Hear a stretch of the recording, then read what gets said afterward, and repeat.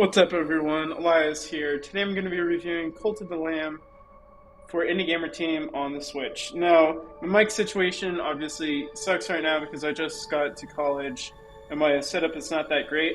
And I definitely forgot to not bring my good mic. I actually left that behind. So I have to live with my headset mic, and that's so. So let's get into the game. Obviously, I love showing the settings first. Difficulty you're able to change within a save file, but not outside of the save files. Rumble intensity, disable tutorials. Best part being accessibility. For the review, I did turn off camera motion, flashing lights, and I did turn and screen shake, and I did turn up the text scale to max. Audio, I changed the audio a little bit, but you're able to change music, sound effects, and voiceover, and master volume if you just want to change all of them at once. And you got the controls where you can rebind or remap the keys if you'd like. So let's get into the game. I'm going to show you my failed cult. It was really bad. I suck at this game, and I will explain why. Actually, if I probably played it more than 6 hours, I probably would be better at it. But right now, the reason it's failed is the game is two things. It's both a roguelike and it's also a city simulation. And I love roguelikes, and I do like the combat in this game, but I hate having to always attend to my followers 24/7. And by attending to them, that means cleaning up after them, building places for them to sleep, building up your church, and then having statues for them to worship. There's also like a bunch of skill trees to build. Like for example, this allows you to build things that they're able to use, like farming and sleeping bags. And then there's other places that allow. Oh wait, I think it's back in here. Decorations are just decorations. They don't actually do anything fancy, but make your place look nice. And then faith, which is places where they can worship at. And then you have to make food for them or they will starve to death. Oh wait, I'll show you what happened with my cult. So if you look in the top left corner, you can see this little circle with two hands as for praying. And you can see that that bar is really, really low. And then I also got this guy over here who doesn't believe in my cult and is telling everyone to try to leave it. And then if I were to continue this cult, which I probably won't because I heavily failed, I would have to try to convert him back to my cult and then get everyone to be happy again and make sure they don't get any diseases or anything. Settings? No, not settings. Probably minus. Yeah, so minus shows your inventory, so currency, food, and items, and then you got yourself, the players, so all of your... Well, these are for the game, so it shows like which weapons or curses you're using at the time. And then here's your cult, so you're able to see your faith, hunger, and sickness. So basically, I would consider it a survival game. Oh, city simulation, but you're trying to make sure all your followers are stay alive. And then you're able to see other past events that happen. Like one of my characters here is spreading falsehoods and doesn't believe in my cult and such like that. Quests. I mean, there's a lot of quests here. This just shows all the quests you've completed. And then I swear there's another place. I'm thinking for a second where it shows your all your villagers, and I'm trying to figure out where that is. Oh, is it A? No, I don't know where it is. Anyways, you're able to see like everything about your followers. I really don't like the save data because I failed miserably because I focused more on the combat of the game. So I'm just going to show you the beginning of the game. And we will see where we go from there. And sadly, I can't I can't skip any of the cutscenes to get to the gameplay faster, so we're just gonna have to go through that. Can I skip it? No, I cannot. We're gonna have to wait for a second.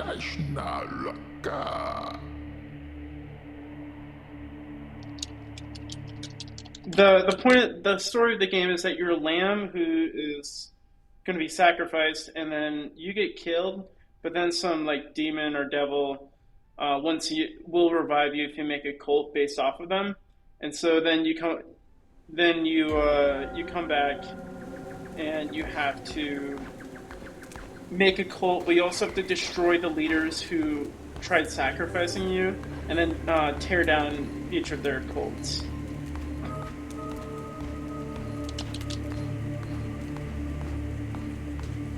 So the four people are right there, up above.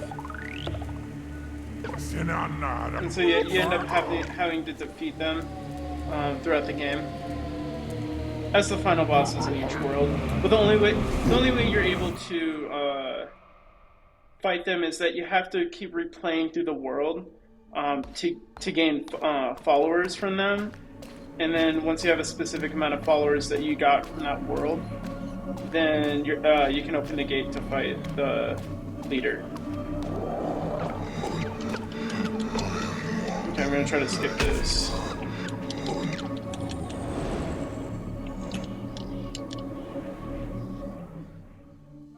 And then you have that hat with the eye on it. Kind of reminds me of a Fez hat for some reason.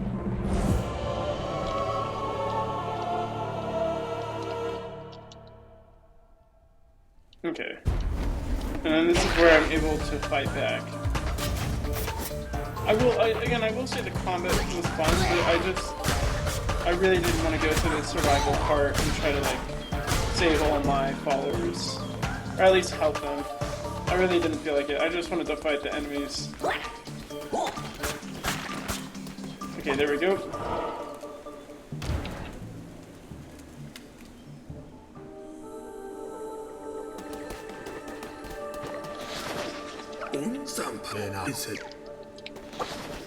And then not only will you discover new worlds throughout the game, but you will discover new areas where you'll find more people to join your cult.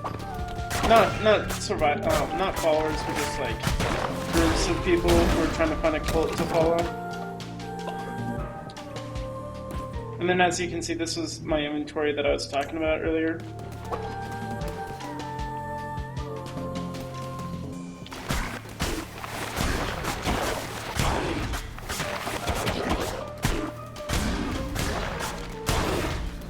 Honestly, if I were to play this, kind of feels like Enter the Gungeon, or at least the fighting part does. Meaning you gotta kill all the enemies in each room, and then there's... No, it's not Enter the Gungeon where you just get a billion guns throughout the game. Oh, actually, yeah, I would just say it's similar with how the rooms work. And then the upgrades. And then the upgrades are tarot cards for some reason.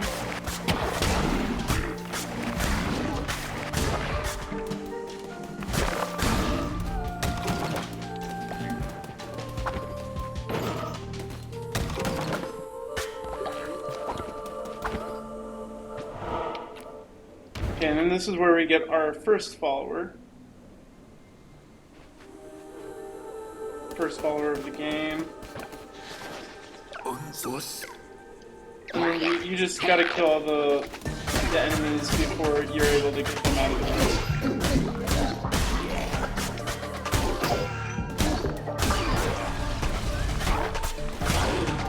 Wait, no. Not only did this remind me of Enter the Gungeon, the other game this reminded me of was Hades. Now I know Hades was really popular, but the reason I didn't really like that game was it felt too much as a dodge, attack, and just a spam of those two.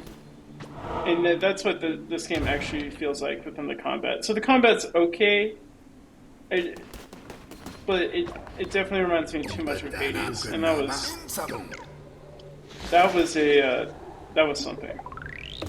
And ironically, both of those games basically take place in hell. Or at least Hades takes place in hell. This game takes place about a cult in hell.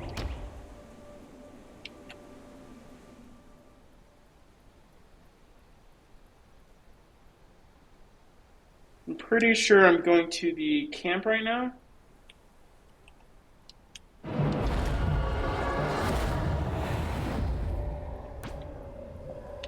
Okay, so here's where you can change difficulty, but you can always change it in the settings in your save file, so you can't change it outside of the save file, like I was explaining earlier. And then this is your town. With your followers, they help you gain new items in a skill tree if they praise some statue, and you can also help chop down trees or mine rocks for materials. Okay, so now that I got my little follower here, you can also change them up, so I can change their name, I can randomize them, choose form. Now, I like the Cthulhu one. Choose color, you got the colors, actually, a yellow Cthulhu sounds cool. And then you can choose variants, so you got one that looks like they tried to make some sort of sacrifice, and then another variant. And then it shows you the traits, so sometimes they might have bad traits, like you'll lose 10 faith if you gain a new follower. Chop trees.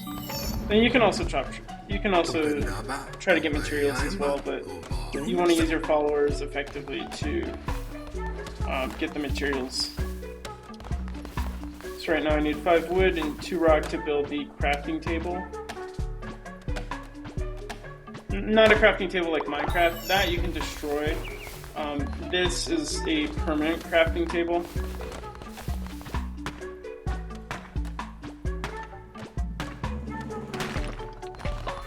Okay, we got rocks. Oh wait, no, we need one more rock here.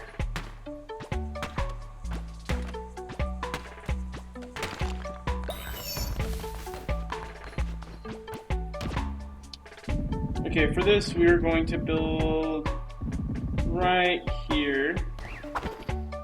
And then you're gonna have to build the center. Okay, that wasn't so bad. And then you also have to make food for your survivors, so you have to do a lot for them, and that's kind of why I hated this, because you had to clean up after them in the woods, you had to feed them, keep up their faith, and make sure they were they were just well overall. I kind of felt like that just took away the experience of combat in the game, because I like the combat in the game,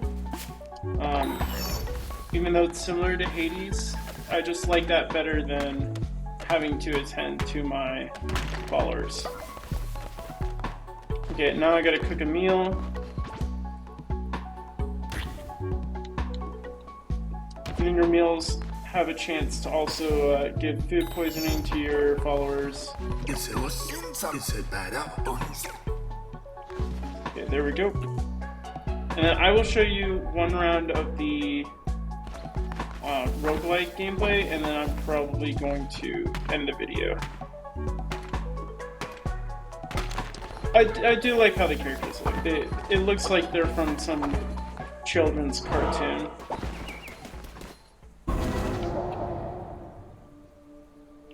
Okay, so here's the first world, then you got the second world. First world, second world, third world? Oh wait, no, that might be the second world. And you got the fourth world. And then I am assuming you have to fight your demon god that you've been worshipping. I'm guessing you have to fight him in the end. Obviously, I don't know yet. Okay, so since I have one follower, it allows me to access that area.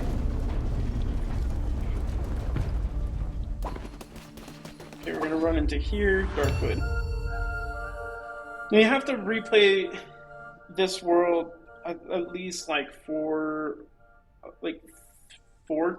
4 or 5 times. So every time you beat it, you get a new follower, and then you also, yeah, you gain a new follower from that area. You need to get like 4 new followers. You go back to the area again and fight the final boss. Okay, and then this is the weapon that I get at the beginning of the round. Actually, I don't care about that. No, I don't. We're gonna run in here.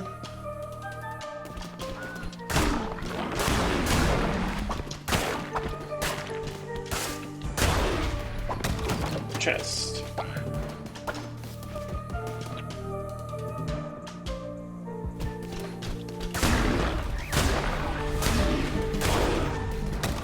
That was easy.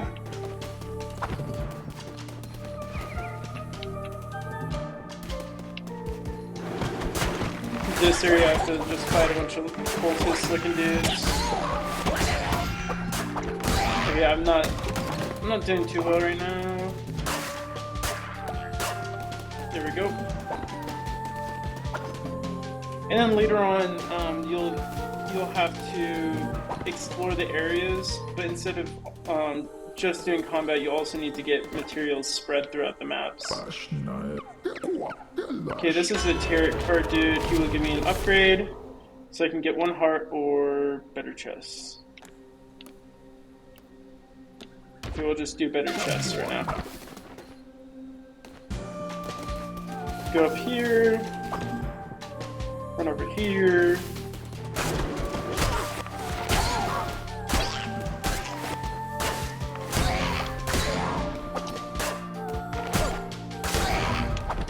Another chest. Oh, money.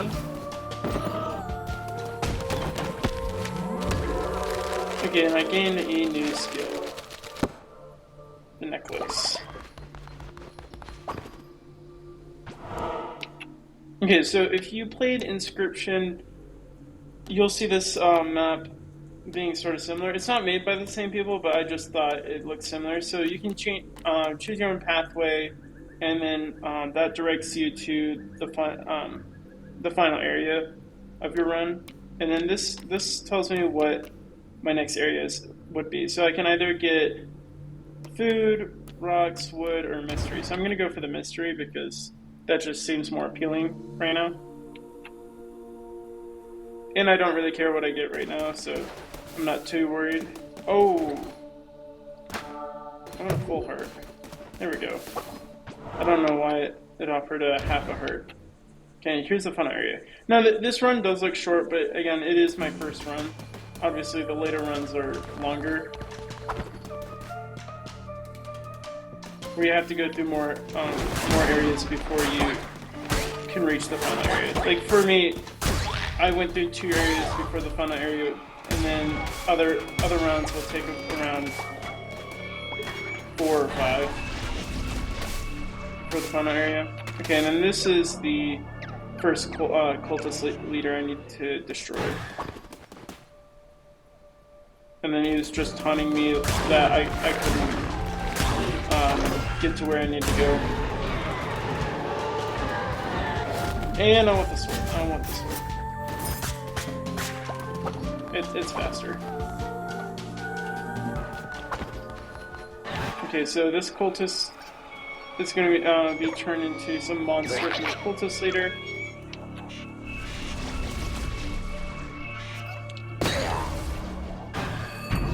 Yep.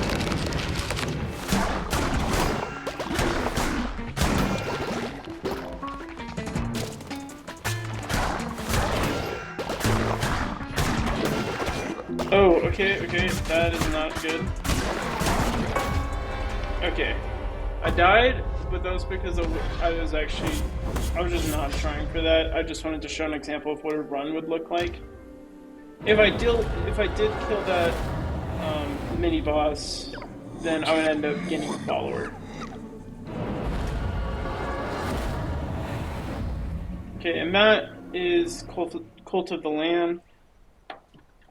And I want to thank Devolver Digital and Massive Monster for the review code. I'm not going to give this the Indie Gamer Team seal of approval. I just didn't like it enough to want to give it the seal. And that is going to wrap it up. Thanks for watching, and I will see you guys later. Adios.